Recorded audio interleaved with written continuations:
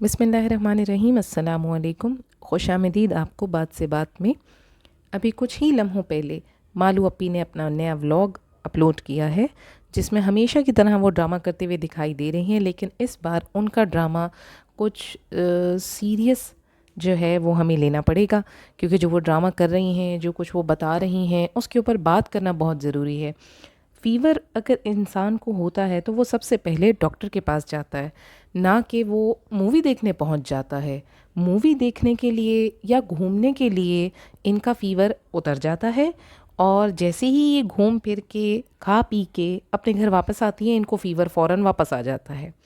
हमेशा ये हमें कंबल में और रज़ाई में दिखती हैं कि फ्रेंड्स फिर से फ़ीवर आ गया है।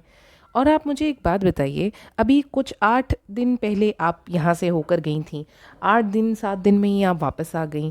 तो जो आपकी प्यारी शिज़ा हैं, उनके स्कूल की जो लास्ट डेट आपने कहा कि कुछ-कुछ है, सुबह 8 बजे हमें जाना है, किसी गार्डियन के सिग्नेचर चाहिए।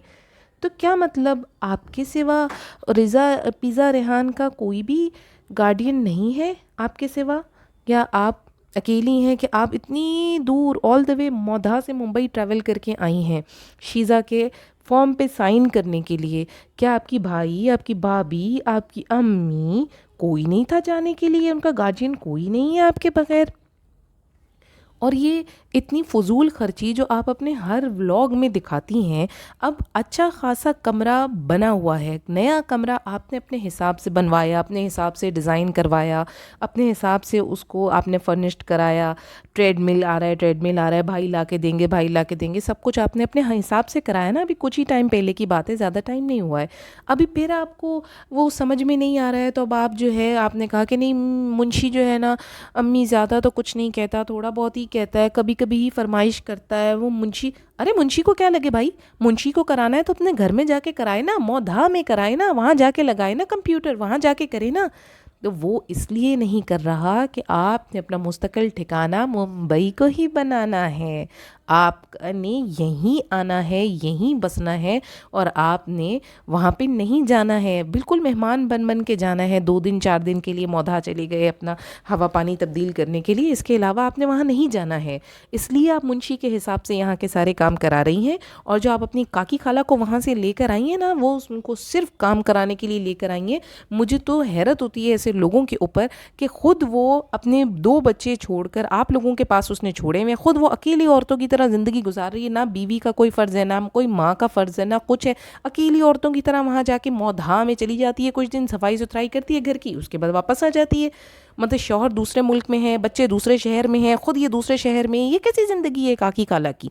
और अभी आपको ये बात पता थी कि आपके सास ससुर जो हैं वो 1 हफ़्ते के बाद ही सही यहाँ पर आने वाले हैं, तो आपने सोचा कि अरे काम बढ़ जाएगा, मेरी अम्मी तो सोफ़ा ही नहीं छोड़ती, जब देखो सोफ़े पे पड़ी रहती हैं, तो यहाँ पर उनका काम कौन करेगा? और मैं तो खुद सबसे बड़ी कामचोर हूँ, क्योंकि मैं तो अपनी माँ के नक्शे कदम पे चलती हूँ, जैसे मेरी माँ ने करती है वैसे ही मैं करती हूँ।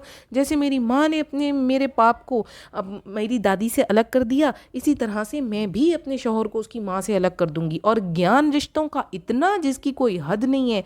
और मुंशी, आपके मुंह से तो ये अच्छा भी नहीं लगता कि आप रिश्तों का ज्ञान दें कि बैलेंस होना चाहिए, और न कोई ज़्यादा झेलता है, कोई कम झेलता है, झुकाव नहीं होना चाहिए। शर्म आनी चाहिए आपको, जो अपनी माँ को रोता हुआ छोड़कर आ गया, शर्म आनी चाहिए आपको। आप तो रिश्तों का ज्ञान दे ही नहीं सकते, किस मुंह से आप ज्ञान दे रहे हैं?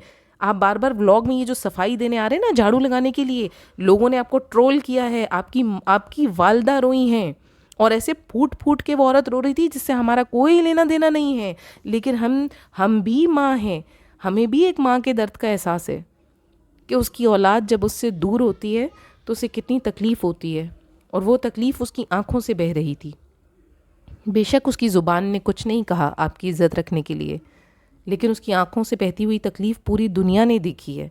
आपको तब थोड़ी सी शायद शर्म आई, तो आपने आज झाड़ू लगाने के लिए मूवी का बहाना ले लिया, और आपने सोचा कि जो रायता अब हम फैला चुके हैं उस रायते को हम जल्दी जल्दी झाड़ू से साफ़ कर लेते हैं और हम रिश्तों का ज्ञान बांटते हैं। मतलब बांट कौन रहा है? मालू अप्पी, जो इसने माल बनाने में ही ज़िंदगी निकाल ली। माल बनाती गई बनाती गई बनाती गई, रिश्तों की अहमियत आप क्या जाने मैडम।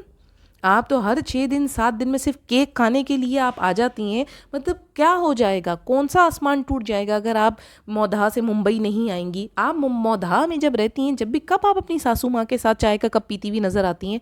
जब देखो किचन का दरवाज़ा खुलते हुए आप व्लॉग दिखाती हैं, नहीं तो आपके कमरे का दरवाज़ा खुलते हुए दिखाती हैं। इसके अलावा दिखाती क्या हैं आप?